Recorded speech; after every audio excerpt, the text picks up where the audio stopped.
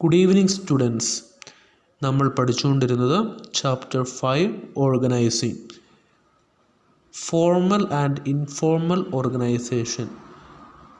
Formal organization means the organizational structure designed and established by the management to achieve organizational goals.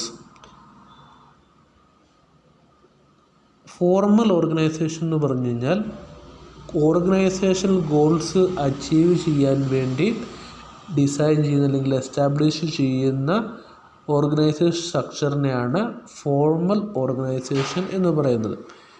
It is A structure, authority, responsibility, line of command, clear definition of jobs will be specified.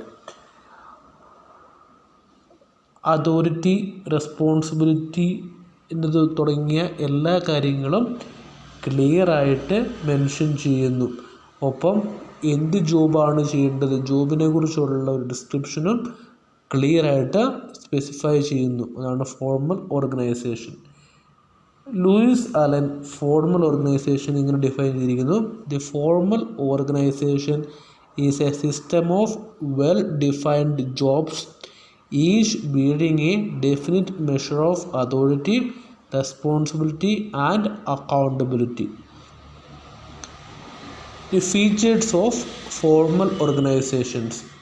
എന്തെല്ലാം പ്രത്യേകതയാണ് formal ഓർഗനൈസേഷനുള്ളത് നമുക്ക് നോക്കാം. First one, it is deliberately created by top management to achieve common goals. ഒരു കമ്പനിയുടെ common goals achieve ചെയ്യാനായിട്ട് top management create ചെയ്യുന്നതാണ്. അടുത്ത, it is based on specialization or division of labour.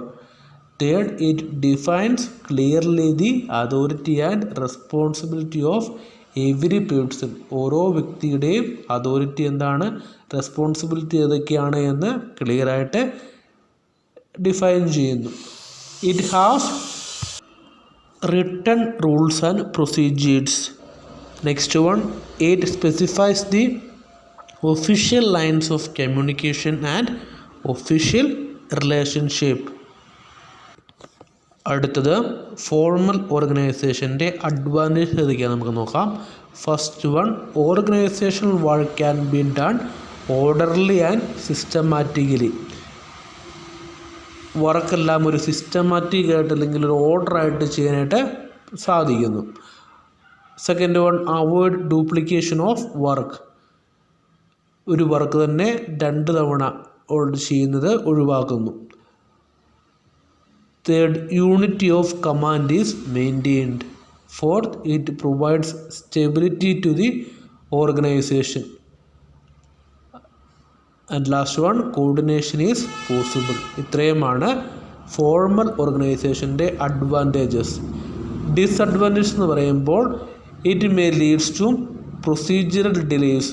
ഒത്തിരി സമയമെടുക്കുന്നു, ഒത്തിരി പ്രൊസീജിയേഴ്സ് ഉണ്ട്, അതുകൊണ്ട് സമയമെടുക്കാനുള്ള സാധ്യതയുണ്ട്, ഡിലേ വരാനുള്ള സാധ്യതയുണ്ട്. Inadequate recognition of creativity. പുതിയ ക്രിയേറ്റിവിറ്റി ആയിട്ടുള്ള കാര്യത്തിന് സാധ്യത വളരെ കുറവാണ്. Social needs of employees are not looked into. അതായത് എംപ്ലോയീസിൻ്റെ സോഷ്യൽ നീഡ്സിനെ കുറിച്ചൊരു പ്രാധാന്യം ഫോർമൽ ഓർഗനൈസേഷൻ നൽകുന്നില്ല. ഇത്രയുമാണ് ഫോർമൽ ഓർഗനൈസേഷൻ്റെ ഡിസഡ്വാൻറ്റേജസ്. അടുത്തതായി നമുക്ക് ഇൻഫോർമൽ ഓർഗനൈസേഷൻ നോക്കാം. People working together in the formal organisation interact or communicate with each other in the course of work. Gradually they develop friendly relationships and form small social groups. The network of these social groups based on friendship is known as informal organisation. ഒരു സ്ഥാപനത്തിലെ ജീവനക്കാരുടെ സൗഹൃദ ബന്ധങ്ങളിലൂടെ രൂപപ്പെടുന്ന കൂട്ടായ്മയാണ് informal organisation എന്ന് പറയുന്നത്. Keith Davis informal organisation ഇങ്ങനെ define ചെയ്തിരിക്കുന്നു: informal organisation is the network of personal and social relationships not established or required by formal organization. ഇനി ഇതിൻ്റെ പ്രത്യേകത എന്താണെന്ന് നമുക്ക് നോക്കാം. Features. First one, it arises spontaneously and not pre planned. ഇത് നേരത്തെ മുൻകൂട്ടി ചെയ്യുന്നതല്ല, മറിച്ച് സഡൻ ആയിട്ടുണ്ടാവുന്നതാണ്. Second, its relationship is based on social, emotion and psychological needs. Social നീഡ്സും ഇമോഷൻ നീഡ്സും സൈക്കോളജിക്കൽ നീഡ്സും മീറ്റ് ചെയ്യുന്ന രീതിയിലുള്ള ബന്ധമാണ്. It is voluntary organisation. It is based on personal preference and understanding. It reflects human relationships. It has no definite structure form. നമുക്കറിയാം formal ഓർഗനൈസേഷൻ്റെ അകത്തൊരു പ്രത്യേകം ഒരു സ്ട്രക്ചറുണ്ട്, നമ്മൾ പഠിച്ചിരുന്നു.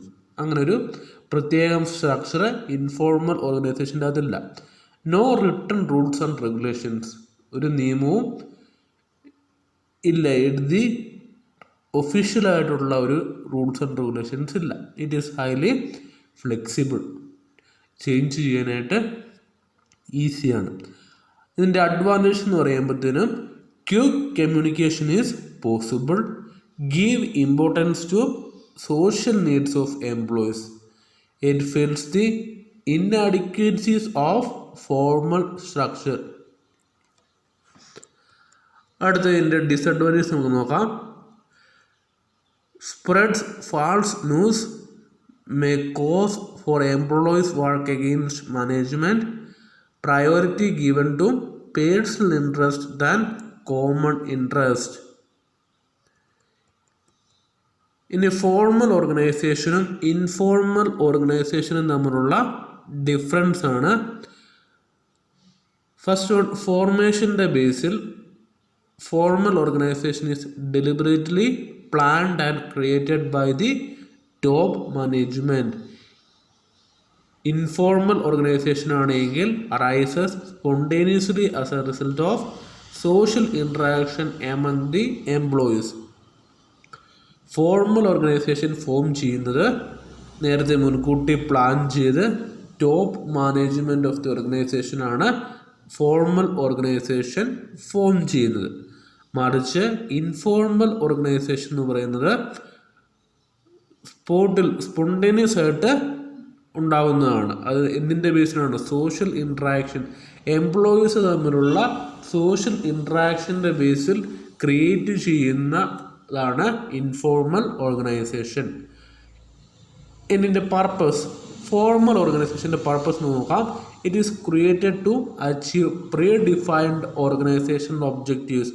ഒരു ഓർഗനൈസേഷൻ്റെ ഒബ്ജക്റ്റീവ്സ് അച്ചീവ് ചെയ്യാനായിട്ട് വേണ്ടിയാണ് ഫോർമൽ ഓർഗനൈസേഷൻ ഫോം ചെയ്യുന്നത്.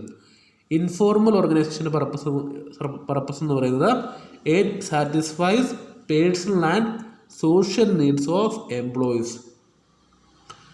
അടുത്തത് authority. Formal organisation arises by virtue of positions in the management. Informal organisation ആണെങ്കിൽ arises out of personal qualities. Formal ഓർഗനൈസേഷൻ്റെ അകത്ത് പൊസിഷൻ്റെ ബേസിലാണെങ്കിൽ ഇൻഫോർമൽ ഓർഗനൈസേഷൻ്റെ അകത്താണെങ്കിൽ പേഴ്സണൽ ക്വാളിറ്റീസിൻ്റെ ബേസിലാണ് അതോറിറ്റി നിലനിൽക്കുന്നത്.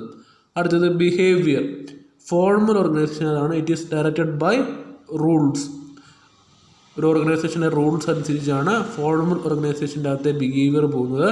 മറിച്ച് ഇൻഫോർമൽ ഓർഗനൈസേഷൻ്റെ അതാണെങ്കിൽ there is no set of behavioural pattern. ഒരു പ്രത്യേക ബിഹേവിയറൽ പാറ്റേൺ ഒന്നും informal ഓർഗനൈസേഷനില്ല.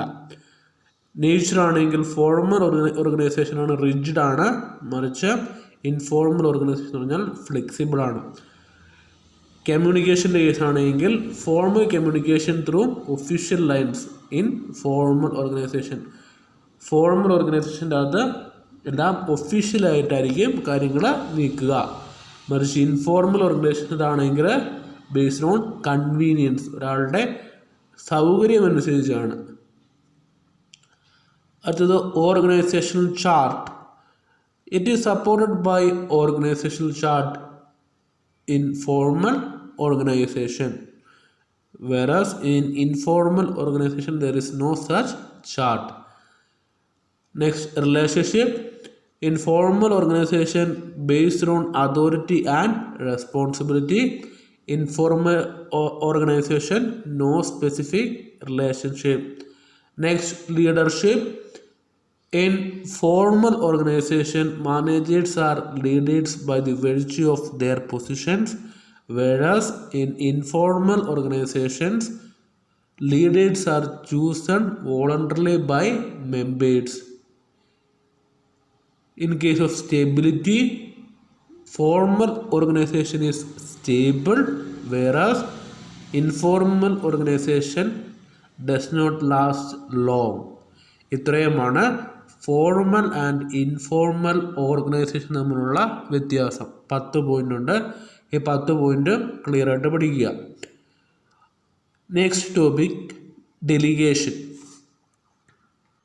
Delegation refers to the downward transfer of authority from a superior to a subordinate. Delegation of authority is the essence of sound organization. Delegation is the key element in organizing. The process of delegation involves assignment of tasks, entrustment of authority, and imposition of accountability. It is based on the principle of division of labor. ഉദ്യോഗസ്ഥർക്ക് ചില ജോലികൾ ഏൽപ്പിച്ചു കൊടുക്കുകയും അത് നിർവഹിക്കാൻ ആവശ്യമായ അധികാരം നൽകുകയും ചെയ്യുന്നതിനെയാണ് അധികാര കൈമാറ്റം അഥവാ ഡെലിഗേഷൻ എന്ന് പറയുന്നത്. തിയോ ഹെയ്മൻ ഇങ്ങനെ ഡെലിഗേഷനെ ഡിഫൈൻ ചെയ്തിരിക്കുന്നു. Delegation of authority merely means the granting of authority to subordinates to operate within prescribed limits. Process of elements of delegation. Assignment of duties to subordinates. ഏറ്റവും ആദ്യമേ തന്നെ സബോർഡിനേറ്റ്സിന് ഡ്യൂട്ടി അസൈൻ ചെയ്ത് കൊടുക്കുക. Second on granting of authority, assign ചെയ്ത duty complete ചെയ്യാനുള്ള അധികാരം നൽകുക. Third, creating on obligation or accountability. Subordinate become accountable for the performance of their duties. ഏൽപ്പിച്ചിരിക്കുന്ന ദൗത്യം പൂർത്തീകരിക്കാനായിട്ടുള്ള കടപ്പാട് സബോർഡിനേറ്റ്സിനുണ്ടാവും. Elements of delegation. 3 എലമെൻറ്റ്സ് ആണ് ഡെലിഗേഷനുള്ളത്. First one authority, second responsibility, third accountability. Authority means authority is the right to command. കീഴ് ജീവനക്കാർക്ക് കൽപ്പനകൾ നൽകാനും സ്ഥാപനത്തിൻ്റെ വ്യാപ്തിക്കുള്ളിൽ നിന്നുകൊണ്ട് നടപടികൾ എടുക്കുവാനുമുള്ള അവകാശമാണ് അധികാരം അഥവാ അതോറിറ്റി എന്ന് പറയുക. ഹെൻറി ഫയോൾ അതോറിറ്റിനെ ഇങ്ങനെ ഡിഫൈൻ ചെയ്തിരിക്കുന്നു. Authority as the right to give orders and exact obedience. അതോറിറ്റിയെ 2 ആയിട്ട് ക്ലാസിഫൈ ചെയ്യാം. ഒന്ന് ഒഫീഷ്യൽ അതോറിറ്റിയും പേഴ്സണൽ അതോറിറ്റിയും. Official authority means authority which derived by a person on account of his position in the organisation.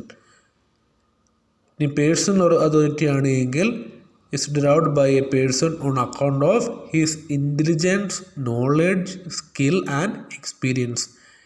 ഇതാണ് official അതോറിറ്റിയും personal അതോറിറ്റിയും തമ്മിലുള്ള വ്യത്യാസം. Second one, responsibility. Responsibility is described as an obligation to perform a task. ഒരു ജോലി ചെയ്തെടുക്കാനുള്ള കടപ്പാടിനെയാണ് responsibility എന്ന് പറയുന്നത്.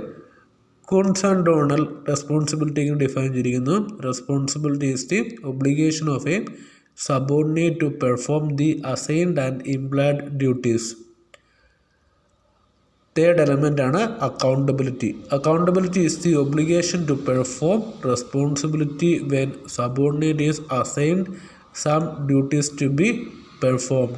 He will be accountable to his superior for doing or not doing that work.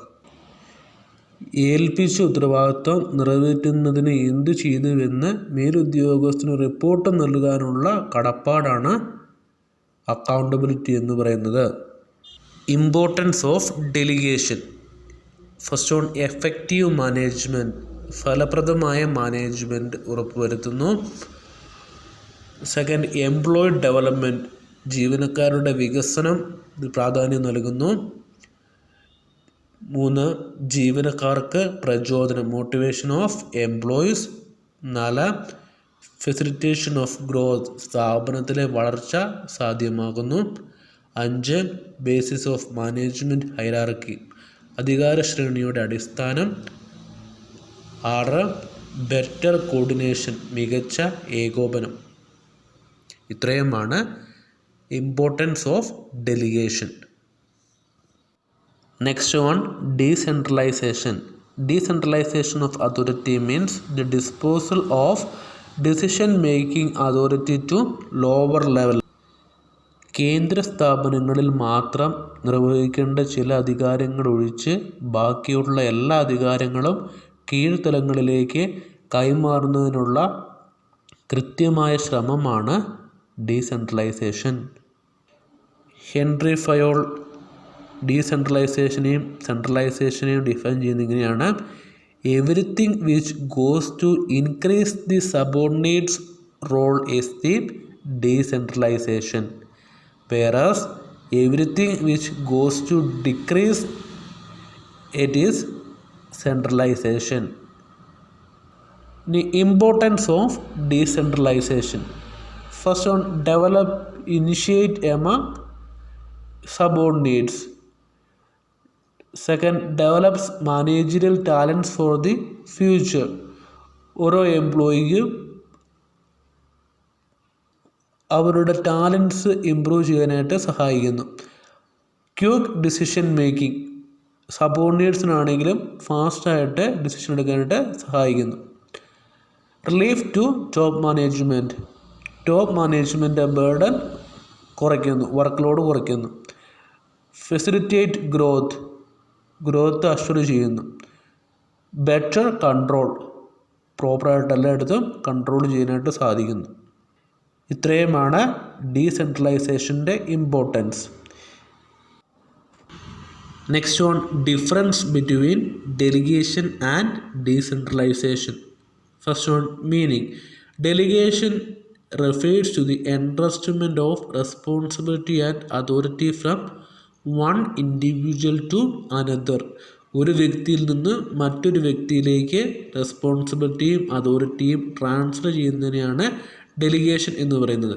whereas decentralization refers to systematic delegation of authority throughout the organization.